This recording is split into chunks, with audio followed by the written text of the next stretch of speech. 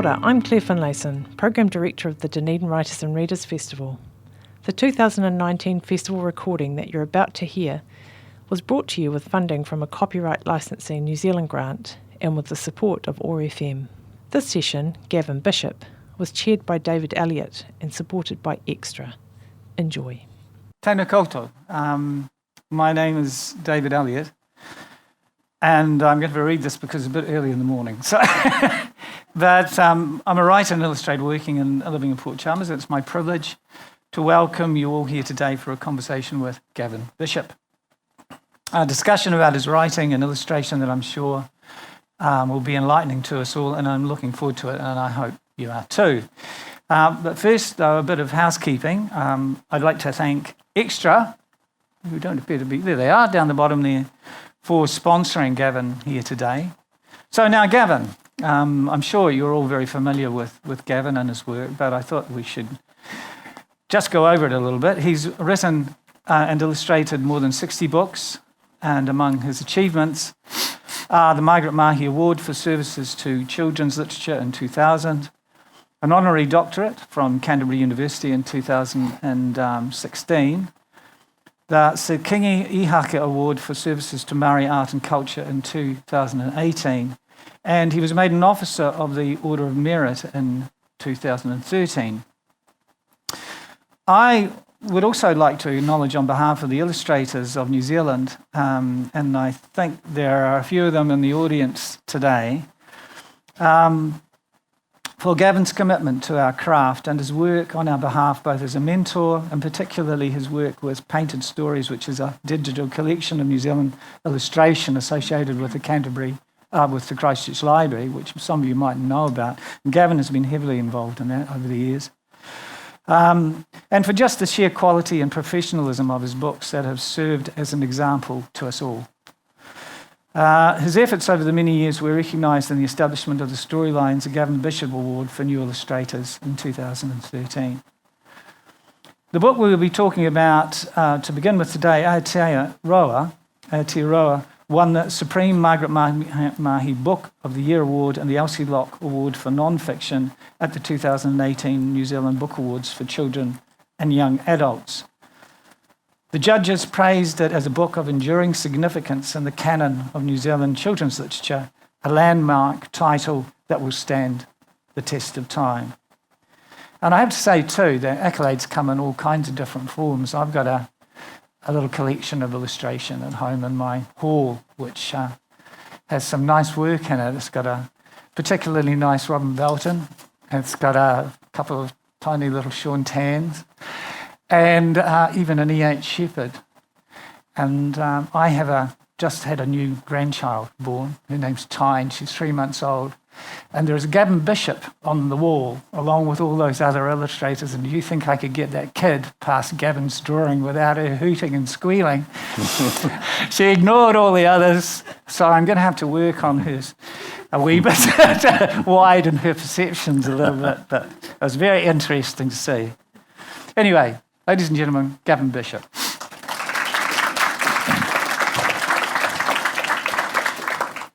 One of the things about this, of course, is that Gavin needs his illustrations to show and to relate to the questions that I'm going to be asking. So we have talked together a wee bit before this about what I'm going to ask Gavin so that he can bring along the pictures.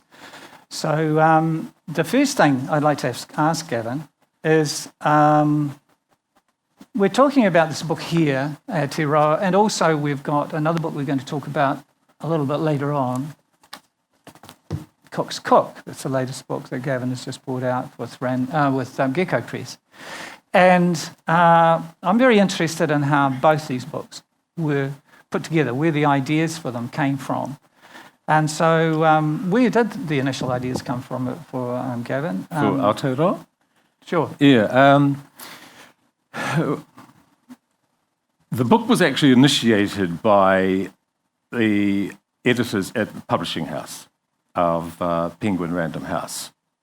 I mean, I didn't think of it. But one day I got a telephone call from Catherine O'Loughlin, and she said, would you be interested in doing a large format history of New Zealand, a picture book? but we'll double up the pages. Instead of there being 32, we'll have 64. And the page size will be like almost twice the size of a normal picture book. And I said, fantastic, I'd love to do that. That's absolutely wonderful. And about 2 days later, I woke up at about 2 o'clock in the morning and thought, my God, I can't do that. It's too huge, it's too big. Because, of course, they wanted it like, tomorrow. It was actually a year. And I thought, a year? I can't possibly do all the research and do all the illustrations in a year for a book that big.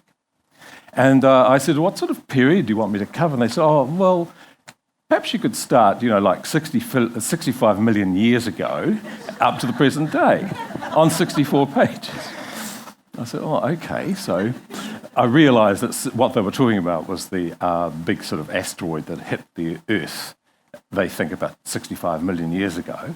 And they think it hit the Earth somewhere near Mexico and made a hole 35 kilometres deep. Well, it plunged the whole of the world into a kind of a 3 or 4 year winter, and everything died, and including all the dinosaurs and plants and everything like that. And I thought, well, that will be my starting point, and I will, instead of bringing the world back again all over the world, I'll bring it back just in the Pacific. And so that's what I did. I started in the Pacific and started talking about life in the Pacific and how the islands in the Pacific suddenly became overcrowded, and the inhabitants, who later became Māori in New Zealand, had to find somewhere else to live. And so I started reading and researching, because honestly, I knew very, very little. I knew practically nothing about any of this. So I started reading, Anne Salmon and people like that, and read all this stuff. And then I discovered that there were, when I was at school, we were told so much rubbish about the history of New Zealand. We really, really were. I'm talking, 60 years ago. We were told a whole lot of crap. And we were told that the Maori arrived here in 7 canoes. Well, that's just rubbish. I started reading and found that there were waves of waka, hundreds of waka that came down from the Pacific Islands and eventually arrived and settled in parts of Aotearoa. It wasn't the first time that he'd been here. There is verbal histories, oral histories that tell us that the Maori had been coming to Aotearoa for, thousands of years, I think. A very, very long time, but they just didn't choose to settle. They found there are pieces of stone that come from specific parts of Aotearoa. They found them in the islands in the Pacific. And there was no way they could have got there unless somebody had been here, picked up this stone and taken it back. So there was very interesting information. And I had to boil it all down to just a few sentences here and there and amongst a whole lot of pictures. So, sorry, this is long-winded. No, that's perfect, Gavin. Thank you. But that was my starting point. I thought, well, I'll start with the first people that came here and how they arrived and what beliefs they brought with them. And I think one of my pages I said, and they brought their gods with them. Mm. And that was a very important part of their world, because unlike Christianity, the Maori had gods for everything. There were deities for every conceivable thing. So, did you find this, given your own family background, Gavin, did you find this significant for you, this idea of researching?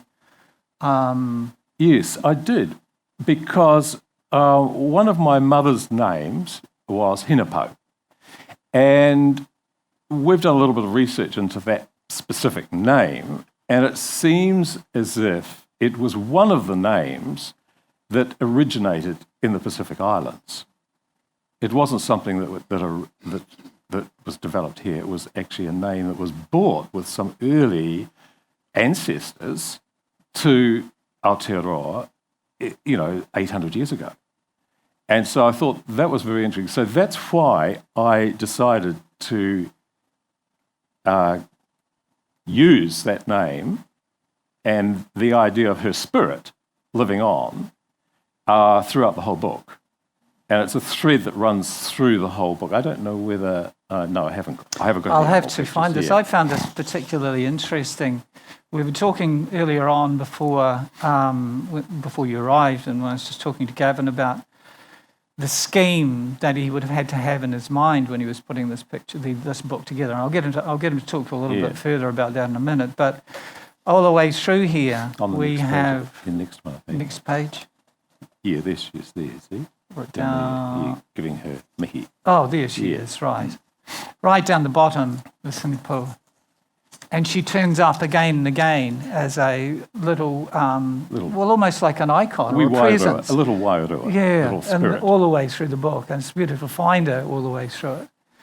And that's something that I found very interesting, and being an illustrator myself, is that when Gavin was putting this book together, I believe they were taking pieces of work away from you, Gavin, before you actually... So usually an illustrator would end up with all the things sitting in front of him at the end of that he's finished the book. Then he'll be able to work and change things. But that's a different... Because there was huge pressure to get this book finished by a particular time. We had a deadline. It had to go off and be printed. It had to be edited. It was a huge input from other people, not just me. There was a whole army of people who...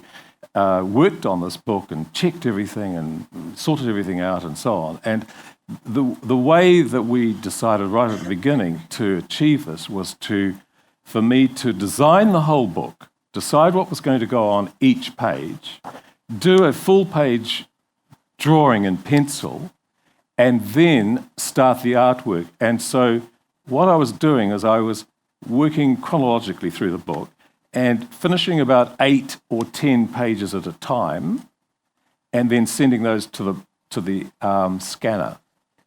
And the scanner would scan them and send those few pages to the designers, because the designers had an enormous job of putting all the text into place.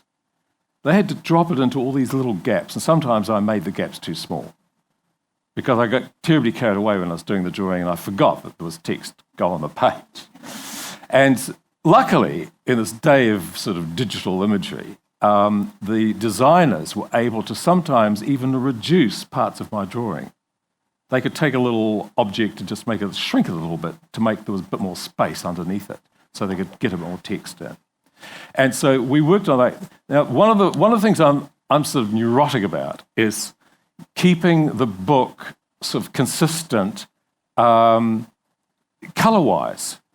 So what I did was I decided that there was a particular kind of blue I was going to use for the sky through the whole book. So I mixed up a yogurt pot full of blue paint, of blue ink, and that was my blue for the sky. And I used it on every picture through the whole book. And then I did the same with some of the other colours. So that's how I kept a kind of consistency through that. And the other side of it, I was realising, Gavin, there's this, I'm not sure what you would call this, at the bottom here. That's Papatuanuku, the Earth Mother, and she continues, this is her body here, she continues over all those opening pages that tell us about the early Māori history, and then eventually she starts to sort of become kind of more ornamental, and finally we just see a little tiny piece of her at the end where Europeans start arriving and a whole new way of seeing the world arrives. And you notice that there's a border around the outside. That's right, That's right. So things start to tighten up. We start seeing rulers and lines and navigational instruments and things being used to create the imagery. So this kind of organic sort of free-flowing shape to everything that we see in those early pages, it gets lost or it gets overwhelmed. And so that's why those early pages are replaced by these squarer and then you edges. seem to have another code. That code that code is to indicate that that page is a kind of survey, Right. whereas all the other pages without that are a kind of continuum. But that indicates that looks at everything from the year dot until now, sort of. It's a kind of a survey of And then education. we return to Yeah, she comes back. she comes back. I think it's a lovely idea, the way he's tied the book together like that. But also, I think, from my point of view, when I was looking at it, I got a real sense of Aotearoa as a living creature itself, as a growing, and just the life of our country. And I thought it was a lovely motif to put all the way through. It's a very personal view Yes. of the history of New Zealand. I mean, it's the story of New Zealand according to me. And we actually We're all there. we actually feature on some of the pages. I couldn't resist. That was great. I couldn't resist putting a drawing of myself at the age of 2, dressed up to go to town in Invercargill with my grandmother. Right. And there's my Uncle Jack at the races, and so on and so on. So they're all wearing clothing. The page is about clothing, so it was legitimate. You got your old teacher, Russell Clark, in there as well. Yes. Yes, that's right. Yes. When you're putting these together, I mean, I'm not sure how many spreads there are in this book, Gavin. But, The 32 spreads. okay. So you must have some favourites for different reasons. I like this one here Right. because it has lots of elements that I think people are unaware of or not sure about. This is just a selection of some of the waka that came to Aotearoa over many generations. Some Maori people have said to me, but our waka's not there. I said, I'm sorry, but I couldn't fit every waka onto that page. There's only one page for the waka. So if your waka's not there, then you have to do your own book and put that in. Put it in. You've shown us a couple more, I think, Gavin, that you've sent the This next one? couple of slides. Yeah, this one and the next one as Okay, well. this Yeah. one is a slide without the text. So you can see that there are gaps everywhere, and that's where the text is going to be. This was quite a challenge. When you've only got like 2 pages, so one spread for each subject that you're dealing with, you have to be very particular about what it is you want to include on that page. Well, there have been a lot of children's books about the First World War published in the last few years. There are lots of them. And so I thought, I've got to come up with something a little bit different. So I thought, well, over on this side here, I will concentrate on animals, because animals played a really big part in the First World War. I mean, hundreds of thousands of horses were slaughtered and killed. 10,000 horses went from New Zealand and never returned. You know, it was just heartbreaking to read about these things. I also read about Edith Cavell. Now, I've always driven across the Edith Cavell Bridge just out of Queenstown, and I never ever knew who she was. But she was a British nurse who helped to save wounded soldiers. And she was eventually executed by the Germans. And when this bridge just out of Queenstown was built some years ago, people called it the Edith Cavell Bridge, unofficially. Second World War, back to another family story. This is my dad, who went away with the 1st Echelon in 1939 to fight in Alamein. And he was just a sort of an ordinary old guy. And I thought, I'll pop him in. I quite like the fact that he's there with Charles Upham and Adolf Hitler. So This is the become spread famous. with the text. Yeah. The other thing, from an illustration point of view, is you'll notice the changing colour scheme for the, and I think that you use colour really well in this book, Gavin, to try and indicate what's going on in the book, especially these ones. I think that they work really well. Yes. Contrasting. Yeah. Yes, I thought, well, you mentioned a few of the things that you found interesting, but always in researching a book like this, you're going to get caught up in little sidelines, little sidetracks of things that you found fascinating, or particularly pertinent to you personally, or something like that? Were the things that you found that you mentioned the animals, and which I think was a really lovely part of the book all the way through, because you mentioned them several times. Well, one of the things I found extraordinary, and it's really because I haven't really taken the time to find out more about it, was the flu epidemic that was brought back to New Zealand at the end of the First World War. I mean, 8,000 people in New Zealand died of the flu, and 6,000 of those were Maori. We don't know anything like this. We're not told this is what happened. And more people died of the flu than had died in the First World War. New Zealanders. It was amazing. That was a huge revelation. One of the things I found really interesting, looking through it myself, was the depression that happened in the 1880s and the 1890s, after which I had the no Land idea. War, That's after right. the New Zealand Wars. Yes. That's right. New Zealand Wars are something that plunged the whole country into the most desperate state. The difference in writing and illustrating for non-fiction versus storytelling and the way that you think about your illustration, and also in your writing, of course. Well, the writing, of course, is going to be naturally differently, but I mean, the layout and the way that you would design a book for a picture book and storytelling, rather than actually just presenting page after page of facts in a sequence. Yes, yeah. Can you tell us a little bit about how you think about those two different jobs? Well, this is another book that was initiated by somebody else. I didn't necessarily want to do a book about the Endeavour, because I think that there's a lot of stuff out there about Cook's voyages, huge amount of stuff.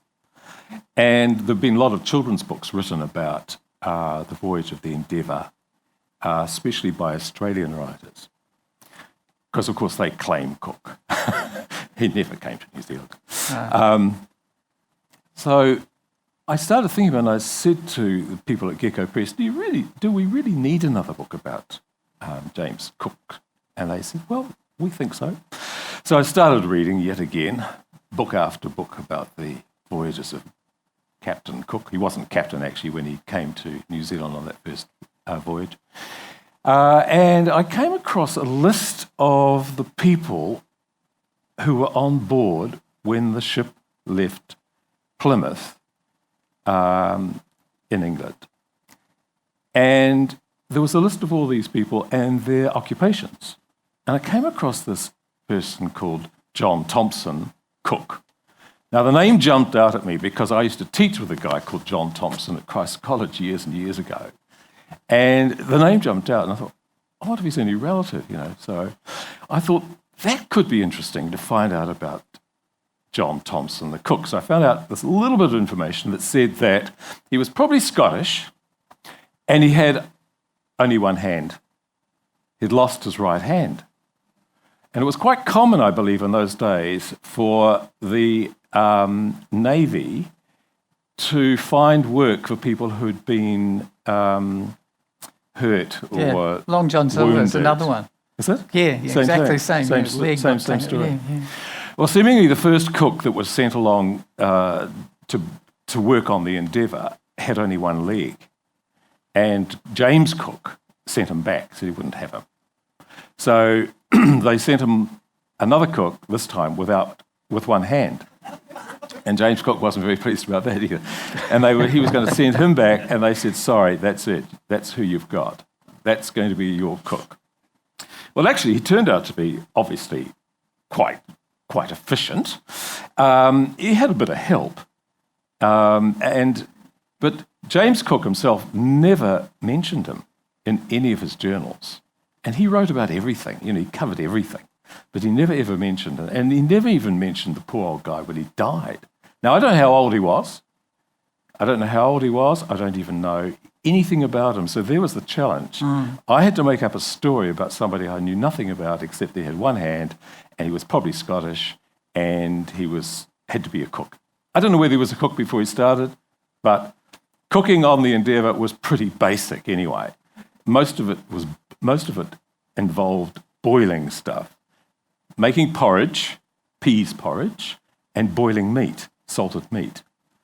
on most days. And when other ingredients became available, they were cooked. Joseph Banks, who was also on the same voyage, he did commend this guy on a couple of occasions and said that he had cooked shark and things particularly well. And he said I think it was his cuttlefish soup was some of the best he'd ever tried. But that's about all I could find about this guy. So my challenge was to make up a story that sort of included some of the actual historical details around the voyage of the Endeavour, but the rest of it, most of the story is based on eating and food and cooking. And so there are recipes throughout the book. This is from the end papers, and it's just an introduction to the ship and the crew. There were 94 men on that ship. It was designed to take a crew of 16 initially, when it was first built. It was a collier. It was built to transfer coal and timber. And that's what cat-built collier means. Cat means coal and timber. I didn't know that. Had no idea. But I found that out. And it was really interesting. So, and this is a kind of a cross-section view of inside. They put in some extra decks below deck and put in some extra cabins for junior officers and so on. They were so small you couldn't stand up on them. They were tiny. And I also read that the junior officers were particularly scungy. They never washed and they didn't clean their cabins, and they reckon the smell of the cabins was worse than the bilge water in the ship. Anyway, most of the men on board the ship, all 70 of the crew, lived below deck in these quarters here, where all the cooking, all the food was prepared and eaten. And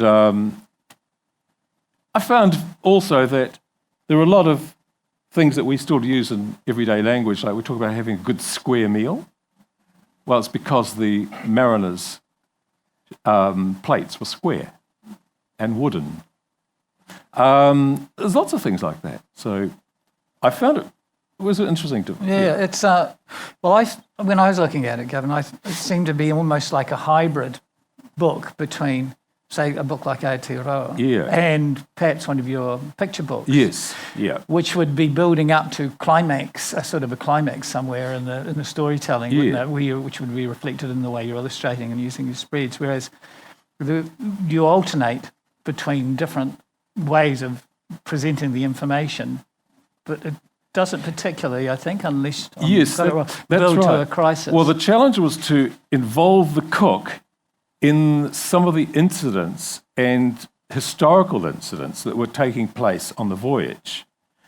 So I decided, because, this was a kind of exploration technique at the time, where you sailed around everywhere and you renamed everything. It didn't matter that the whole of Aotearoa was completely covered in names. Everything had been named, right down to even the smallest insects and creatures in the sand. Everything had been named by Maori. But Cook wasn't interested in that. He renamed everything. And he seemingly sailed around the coasts, shouting out, calling out names, saying, well, that mountain's, Egmont, that's something else, and so on. And I thought it could be fun to have the cook hoping that one of these things is going to be named after him. And he keeps suggesting it on these pages. He keeps saying, when he says, oh, Mount Thompson, and Cook says, Mount Egmont, that sort of stuff. So I think it's a very, very clever book. And so right at the very end, when he turns into a seagull, there he is over there, you see, with the one clipped wing, and he's suggesting that the porridge be named after him. So he's whittled down. He's lowered his view. His ambitions. His ambition. He's reduced them. So did you try any of the recipes yourself? Hell no. No, not I'm the not dog. going to go and shoot an albatross. Although I believe Polynesian dog was particularly delicious. Because, and as it says in the book, Cook himself, Captain Cook, said it was as good as English lamb. And that's because the Polynesian dogs were vegetarian and they weren't, they were actually kind of pampered and petted and looked after in a very gentle way. But when something special was needed for a barbecue or a special party, they just popped the old pooch into the umu and ate them. And of course, Maori brought them to Aotearoa as well. And the kuri were here until the early 1900s, when they said interbreeding with introduced European dogs finally wiped them out and they disappeared. There are a few stuffed ones in collections. I think Te Papa has one, but they don't exist anymore. And I met some people from Tahiti recently at a school I was visiting, and I said, do you have any of the original Polynesian kuri in Tahiti? They said, no, all gone. And so they've sort of disappeared. And of course, the other animal that the Maori brought with them were rats. And that's one of the... here's a page about... There's the recipe up there for dog and breadfruit stew. I reckon it'd be pretty good. And here is a kind of confrontation between coming together of two culinary approaches. We've got the cook with his bowl of porridge, and we've got this Maori in Queen Charlotte Sound holding up a kiori, a rat, they're both suggesting to one another, try this. This is something you might like to try as a bit of a change. There were quite a few difficult decisions that we had to make when I was writing this book. I'm going to say we, because I discussed this a lot with Rachel Lawson, the editor at Gecko Press. And I said, what are we going to do about cannibalism? And she said, well, perhaps we could leave it out. And I said, well, it was quite a big feature. It was quite a sort of a devastating thing for James Cook to come across, especially on some of the later voyages. So I said, well, I'm going to include it in the text. And also, when I was in Queen Charlotte Sound out on... I met somebody up there whose family have lived there since the time of James Cook and since the time of the voyage of the Endeavour. And they said, look, we'll tell you a story that you might like to include in your book, because nobody else has ever published this story. And they said, there was a woman who was very highly born, who had a lot of taonga, lots of treasures that belonged to her family, beautifully carved, ponamu, all sorts of things like that. She had this big collection, and she gave the whole lot to James Cook in return for a bag of sugar. She'd never tasted sugar before.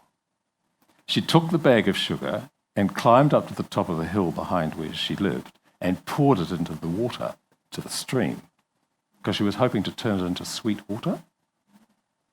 Waireka, she called it. And that's mentioned, and that's in here on that page. And I was very grateful to get that little bit of information. Both your books, Aotearoa and Cook's Cook, deal with the clash of those two cultures in a way, or at least they certainly cover them. Yeah.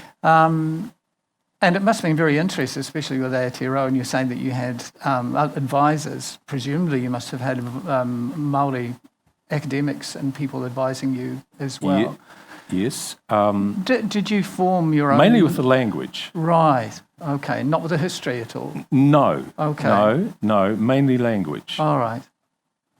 So and have you developed a personal opinion about those? I know that we're going to have a Cook bicentenary, or 250 years. Some people have been upset by that, but my daughter's quite heavily involved in it because she is the director of the Millennium Gallery in Blenheim.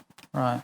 And the people in the Sounds want to commemorate the time that the Endeavour spent out at Ship Cove. They're not celebrating it. No, they're commemorating Right. it. And they're talking about the coming together of the people in that area. And a lot of the people, the descendants, are still there, still in that area, still living there. So that's how I see this book too. I don't see it as kind of a celebration of Cook coming to New Zealand. It's just a historical thing that took place, and it had a huge impact.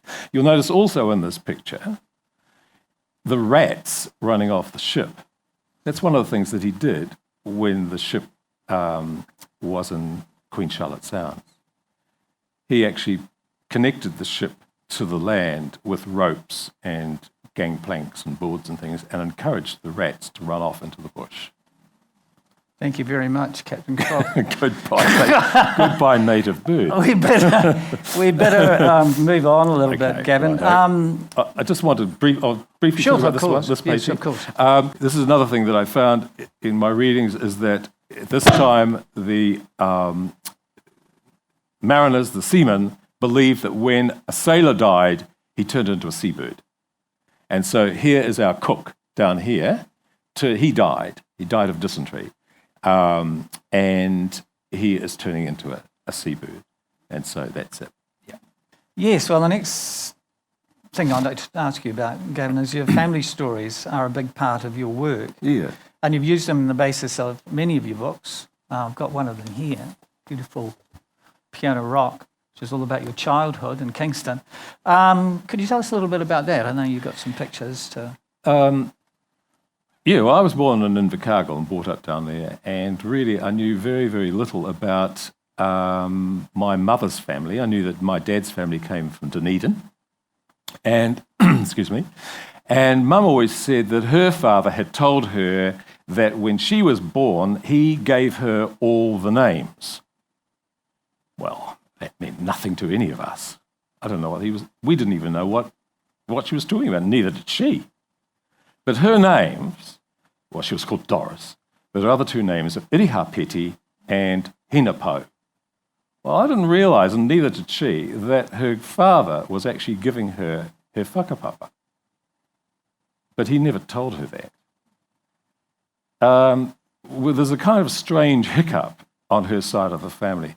Her father was nearly 70 when she was born, when my mother was born. So that means he was born in 1843, 3 years after the first signings of the Treaty of Waitangi. He was born.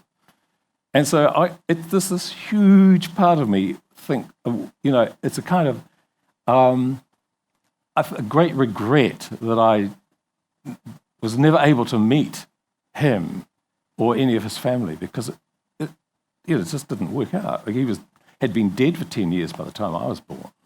And would never have worked. But I came across some of these photographs of his mother. Now, she must have been quite a celebrity in her time, because there are lots of these photographs, and they're all studio photographs taken by professional Pākehā photographers in places like Thames and the Coromandel. Now, she was Tainui. She's from the Waikato. And there were lots of photographs, and there were some in Te Papa, and they don't have any names. Don't even have her name on them.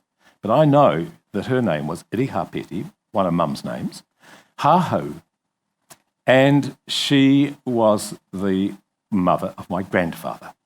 She married a Scotsman and became Irihapeti, or Elizabeth Mackay. She had 12 children. Grandfather was one. Now, in 1990, my brother and I decided that it was time we found out a bit more about Mum's family from up north. We were particularly interested in the Maori connections. So we said, what are we going to do? He said, well, I do know that some of them came from Whakatane. Why don't we go there for a start? So it was May holidays. We were both teaching at the time.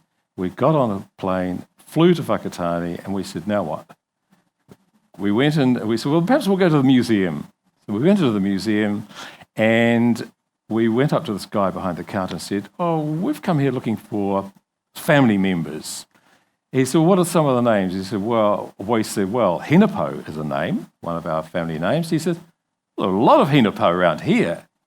He said, "Why don't you go out to Porapora, the marae, and go and see, there's an elderly woman out there, her name is Ina Chamberlain, Maori woman, and she'll tell you." So we went out, found her where she was living, knocked on her door, and this elderly, much older than us, woman came out, very familiar looking, sort of kind of, Mackay Bishop-y look. And she said, "What do you boys want?" And we were quite flattered by that. And we said, "Well, actually, we're looking for descendants of our grandfather, his name was Benjamin Mackay." And she said, "Well, you can't be." We said, "Why not?" And she said, "He died without issue." I said, "No, he didn't. He had 5 children, and our mother was his youngest." And she stopped and she said, "Well, come on inside." So we went in and we found that Ina was short for Hinapo. She was Hinapo. And her grandmother was our grandfather's sister. And so we were connected all as grandparents. And she said, there were 12 of them. And so a few years later, my brother was involved in helping to organise a family reunion. And we had this big reunion up at Port Waikato. And they said if every descendant of this woman turned up, there'd be 6,000 people there. Luckily, they didn't. And I met this kind of cross-section of New Zealand society who were all my relatives. And there were Maori people who spoke Maori and didn't speak English very well. There were white guys. It was just incredible. And we spent like the whole weekend together just talking to each other and spending time with each other. And these very, very dark Maori women came up and they took me by the hand and said, "We never thought we'd have a cousin as white as you." And, it was just the most moving, wonderful experience. And it's something I've never really forgotten. And it's something I'm still trying to, get out of my system by putting it into my books. So that's where it all comes from. It's all coming from that. So anyway, there she is. There's my granddad. These two are the children, many, many years later, of her. Okay, these are 2 of her children. That's my granddad, and that's my great aunt, Catherine or Katarina. I wrote about her. And they were the 2 that went down south, and they really lost contact with all the others up north. And but now we've made contact with a lot of those people, and we keep in touch and so on. But we live in different worlds. We live in totally different worlds. I mean, I couldn't go and comfortably move into their world, and they couldn't come and comfortably live into mine. But we know each other exists, and we communicate, but that's about it, really. And that's what New Zealand's like. I find it endlessly fascinating. And of course, this is the book I wrote about my great aunt. And this is a book that I made up entirely, hoping people might think it was a real legend, called Hinapo, using family name, Hinapo. And she occurs again in that. Aotearoa. And I think we've got Piano Rock as well. Piano Rock. It's about my childhood. And set in the 1950s. So this is just another sort of looking at... My family have been a constant source of ideas for stories. It's not because they were particularly extraordinary people. It's just that I think you've probably all experienced this, but sitting around the dinner table on a Sunday, midday, over the roast, Mum and her sisters, if they were there, they would sit and talk about the family and talk about people who died in the past. And we get the same stories over and over and over and over. And every week they'd repeat the same stories, almost word for word. And it would drive us kids nuts. You know, we couldn't wait for them to stop. But when I'm now their age, I look back and think, wow, those stories are very, very interesting. And so this is part of that sort of process. Piano rock, of course, is an actual rock. And you can see it when you go to Kingston. Some people are nodding, they've seen it.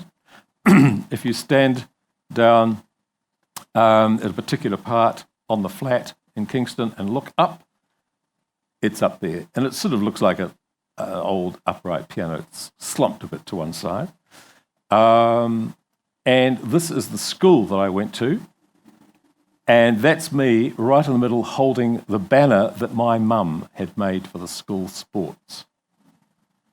And the boy just next to me, his name was John Bell, and he was particularly pissed off because I got to hold the banner because I was the tallest.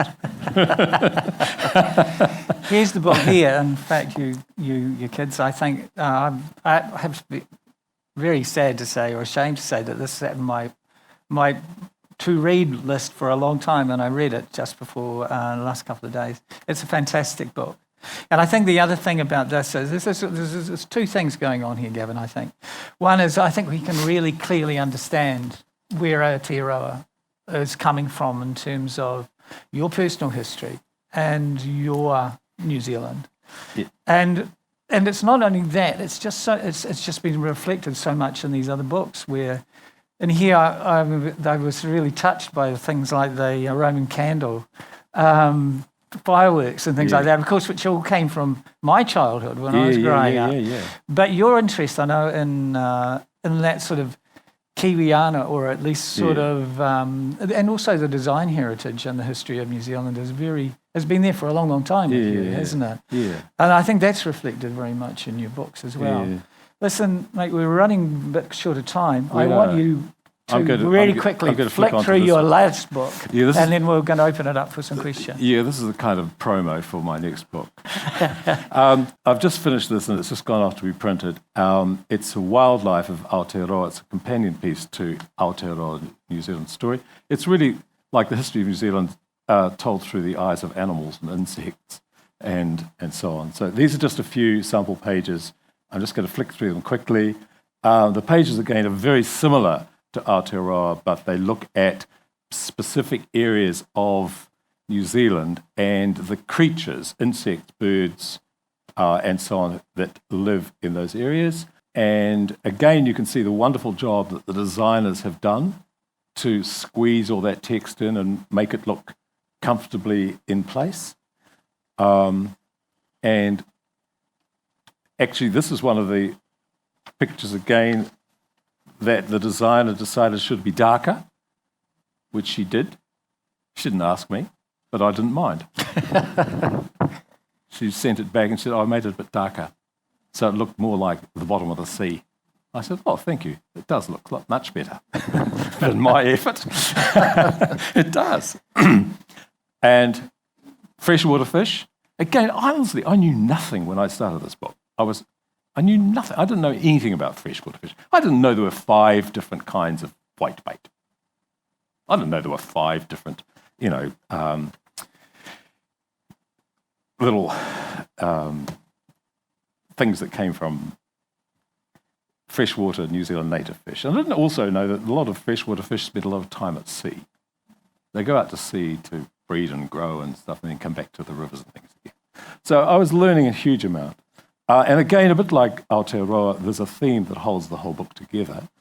In Aotearoa, it's the Hinapo wairua that appears on all the pages to continue the book, hold the book the whole together. In this story, we've got 5 long-finned eels who swim through the whole book and finally end up in a lake where they live and grow for the rest of their lives until it's time to leave and go and breed up in the North Pacific. That's it. Fantastic. Good timing. Right, eh? no, that's not too bad. Right, so what we'd like to do now is open the floor to any questions that people might like to have to ask Gavin about his books or about his family history or anything that relates to it. What comes first, the writing or the illustration? Writing. Some people think that the writing in a picture book is more important than the illustrations, but it's not. It's just like the skeleton. It's like the foundations of a house, really. It's just there to pin all these other ideas onto. And it's not reflected sometimes in reviews of picture books.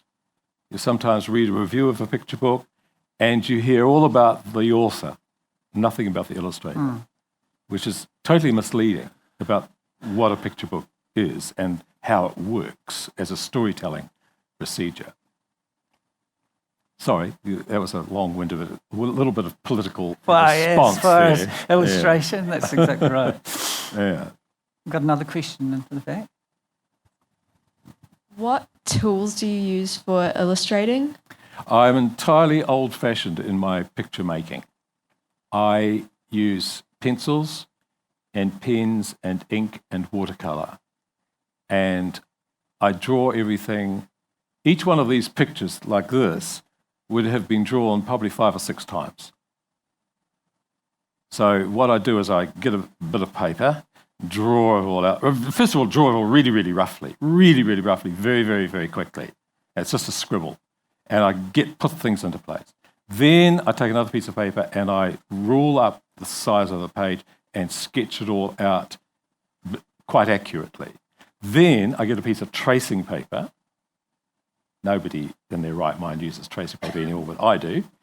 Tracing paper over the top, trace it all off, and then I scribble all over the back of the tracing paper and then use like a carbon, and then transfer that to a piece of watercolor paper, which I've previously stretched wet and stretched onto a board. Then I draw over that big drawing and transfer it, and then I draw it onto the watercolor paper, adjusting things if they need to be all the time. Then I'll take a pen and draw the lines in with ink. I don't know if you really need to do that, but that's how I work. And then I wash the whole thing down, clean off all pencil first, then I wash the whole thing with a kind of a light, yellowy, warm wash. And that comes from my days, Robin will recognise this, comes from our days, so will Peter, from our days at art school, when we were encouraged to warm up our whites in our paintings. And I haven't got rid of it. I can't get rid of it. I can't just paint white onto the page. It's too bright. And I can't just use straight black to paint on. I have to modify it slightly, put another colour into it. And that's all because of early training, thousands of years ago. And then I paint the whole thing in, and I paint it and so on. And some people say, well, why don't you just, at that stage, scan it onto a computer and then add colour on the computer? Well, I can't do that because I don't know how to do it. But I think I'd miss the tension and the concentration that's demanded when I'm actually painting. When I'm actually painting, you actually have to really, really think about what you're doing. You can't just sit there and pick up a brush and go, da-da-da-da-da-da, paint away, sort of think, oh, this is lovely. I'm really enjoying myself, really relaxed and having a great time. It's not. It's awful. Because anything can go wrong at any time. Anything can go wrong. You think, damn, I've got to fix that or redo the whole thing. There also, I have to say, just to talk about what just to illustrate it, Yeah. excuse the pun, it's a serendipitous sort of things that happen with the ink, so the watercolour. That's you right. can't control, but often very beautiful. Yes, they are. And they add a lot of life and energy to you. To And your you work, hope Gavin. it's going to happen, don't you? That's right. And you hope it's not going to go. No. I was like going to go, Yeah, that's right. But wild. I mean, I think that's really important, is that you need to take a few gambles and take a few risks. You do. And I have to say sometimes, this is a personal opinion, I have to say, I'm just going to row my own boat here a little bit, is that often with computer animation, computer-generated illustration, Yes. is that there's a real tendency, or I suppose, well, the opportunity is there for you to just use everything. Yeah. You know, all the colours, all the lines, Yeah, all of yeah, this, yeah, all yeah. of that. So you just turn up all the knobs on everything that's going on the picture, and it just goes, wow. It doesn't have perhaps the integrity No. of that handmade kind of feel, that Yeah. human feel that goes into the work. And that's what I I really reckon admire that's right. about your work, I Gavin, reckon is that's that it right. has that really lovely feel to it. Also, you get a range of drawing standards in a work too. Sometimes some bits work really, really, really well, and you think, "Wow, I'm really pleased with a bit of drawing." But then I look through these works and think, "God, I hate that thing. I hate that drawing. I'd like to redraw that. I'd like to fix that bit up. It's too late. 4,000 copies of that book out there with all those mistakes repeated all over the place." But that's another part of this, what we're talking about, isn't it? Is that you get that range of things that happen accidentally, or you're not feeling particularly good that day, or sometimes you can't see what you've done. You draw something, you think, "Oh, I think that looks all right," and then you look at it sometime later and think, "Hell, that's terrible. Wish I could redraw that," but you can't. Too late. Have we got any other questions? Yes, here we go. Young fella. Sorry, the one on, I don't know your name, so I have to point rudely. Do you have a favourite illustrator? Well,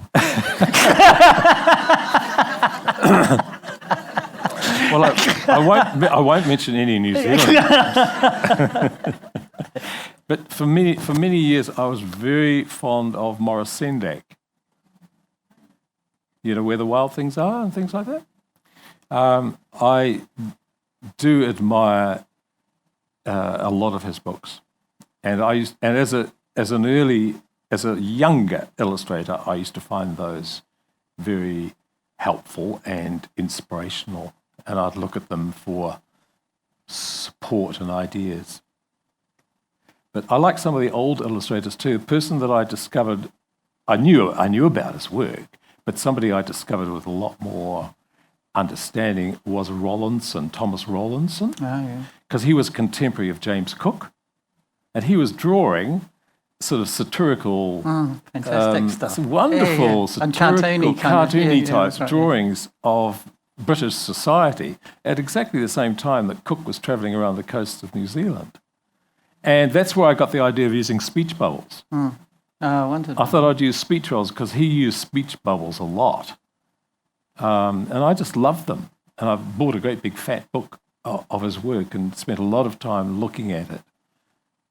So, you know, inspiration for your own work comes from all over the place. And I really do like David's stuff. So. I have to say that. Otherwise, I'm not going to sum up nicely. I genuinely do. I've got a other young fella here. Do you have a question as well, or somebody else? Oh, sorry. How many people went to the family reunion? Hundreds and hundreds. Yeah, hundreds and hundreds. Lots and lots and lots. And quite a few of them were connected to Turanga Waiwai, where at the time the Maori queen was consort. Do you know Turanga Waiwai? Have you heard of Turanga Waiwai? Well, it's a big marae in the Waikato where the kingitanga, or the king, there's a Maori king now, but at the time of our family reunion, there was a Maori queen. She didn't actually live on that marae, but she had a house there, but she lived in Huntly, but that's where her marae was. So a lot of people who worked on that marae were part of our family as well. They came along. It was a very exciting occasion. I hope you keep on writing Thank you very for much. these children, because they absolutely love it. Thank you very much Particularly indeed. the Quakey cat. Thank you very much. I'd just like to say that the Quakey Cat, all the royalties from Quakey Cat help support Painted Stories, the Children's Illustration Trust. Well, I think since we've got to 10 o'clock, 11 o'clock, Well, I'd just like to thank you, Gavin. I'm going to read this again because I spent a bit of time thinking about it last night. Gavin, thank you for sharing your world with us here today. I knew that you would do a fantastic job. For giving us an insight into the complex machine of a book like Aotearoa, the careful weaving of images and information and your personal stories. The foundation for a book that was set long ago, not only in your own books about the history of your New Zealand family, but also in your fascination with period design and heritage here in New Zealand. And I still remember your devastation at the damage done to your beloved Christchurch during the quakes. I'd also think we should thank you for your messages you have left for our children about the future of Aotearoa. And that's something why we haven't touched on today. But when you get the book, and hopefully you will get the book in a minute when you go out to the signing desk out there, there's some lovely messages in the last couple of spreads of that book. About the future of Aotearoa as a multicultural country, a country that honours its treaty obligations, and a country where we will wake up to the environmental problems that we face and do something about them. So, Gavin, thank you. Thank you very much. Thank you, David. And as I said, Gavin will be going out there now to sign books at the UBS bookstore for you out there. So thanks again. Thanks for coming. This Dunedin Writers and Readers Festival recording was brought to you with funding from a Copyright Licensing New Zealand grant and with the support of OAR FM. The festival receives help from many corners, but we'd like to give special thanks to our major funders, Creative New Zealand, the Dunedin City Council, the Otago Community Trust and the Lion Foundation.